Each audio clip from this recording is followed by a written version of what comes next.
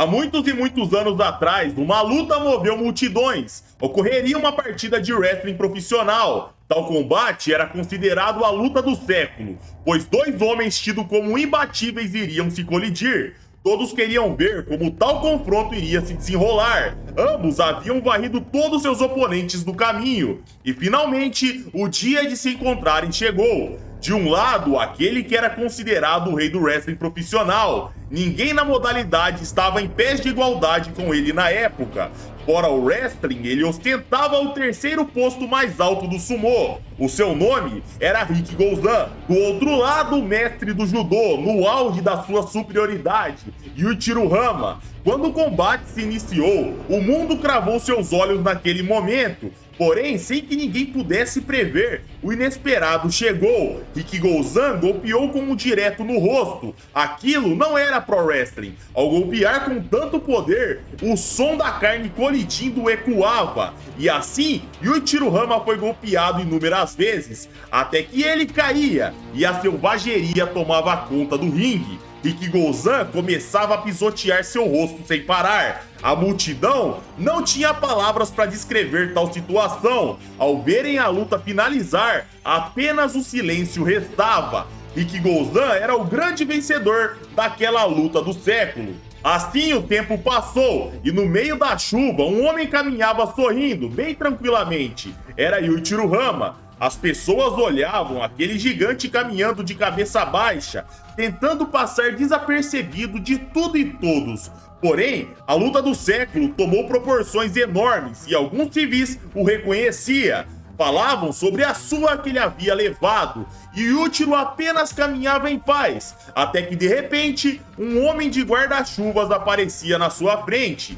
Yuichiro olhava e chegava perto. O homem não se mostrava, mas notava-se que suas mãos e dedos eram anormais. Ele dizia, impressionante, julgando pelas suas mãos, você passou por muita coisa. Eu acho que você luta karatê e você é muito bom nisso. O guarda-chuva era jogado no chão e o homem dizia, meu nome é Orochi Doppo. Yuichiro sorria e continuava, suas orelhas são de couve-flor. Orelhas de pessoas que lutam no chão, na luta agarrada. Seu nariz é redefinido, ou seja, Doppo havia passado por cirurgias nessa região. Yuichiro afirmava, você está se envolvendo em mais coisas além do karatê. O que um cara forte como você quer comigo? Doppo ignorava a pergunta e respondia com outra pergunta. Ele falava, por que você fez isso? Yuichiro sorria, desviava seu olhar, ele baixava sua cabeça e dizia, ah, você tá falando da minha luta. Doppo respondia, luta? Você tá querendo dizer o ato que você fez lá?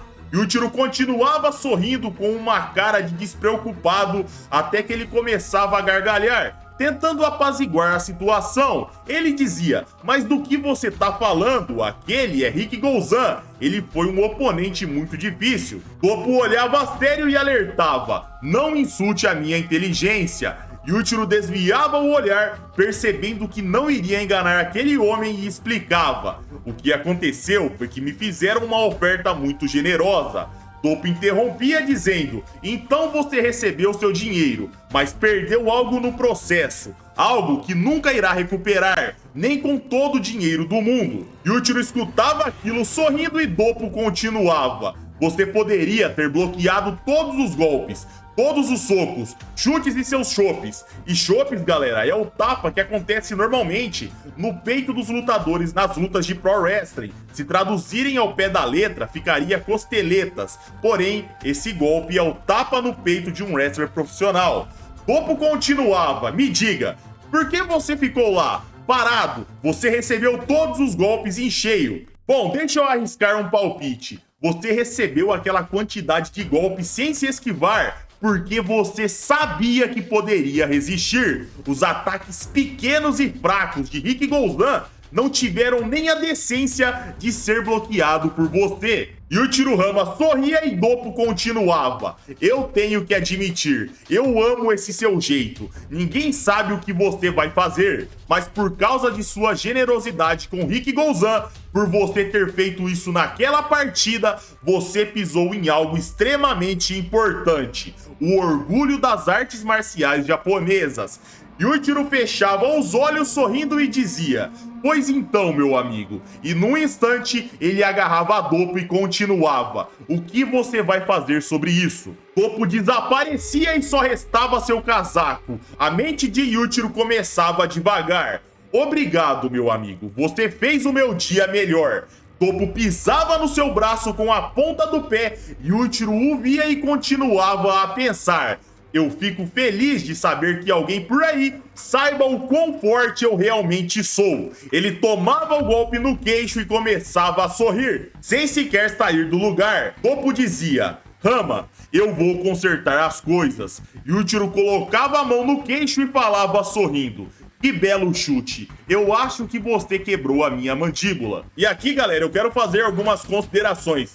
Eu vejo muita gente falando que o Yujiro é fraco por ter ficado com o olho inchado contra o Rick Gouzan. Só que se lembrem, quando um cara é pego desprevenido em baque, ou ele não se enrijece para tomar o golpe, ele vai tomar dano. A gente tem vários exemplos disso. O Baki tomou o soco desprevenido do Shiba e ele sangrou bastante. Logo em seguida, ele se enrijece e toma um gancho em cheio que era mais forte que o golpe anterior e sequer saiu do lugar. O Shiba teve sua mão esmagada. O Piccolo tomava golpes de Katsumi, quebrando a barreira do som, de Hetsu e etc. Ele recebia cortes superficiais da espada de Miyamoto Musashi. E galera, o Miyamoto Musashi cortava numa potência absurda. E ao ser pego distraído, ele foi perfurado por apenas uma agulha com sonífero. O próprio Yujiro Hama, que toma pancada do verso inteiro da obra e nem sai do lugar, quando ele foi pego de surpresa e teve sua pele perfurada superficialmente,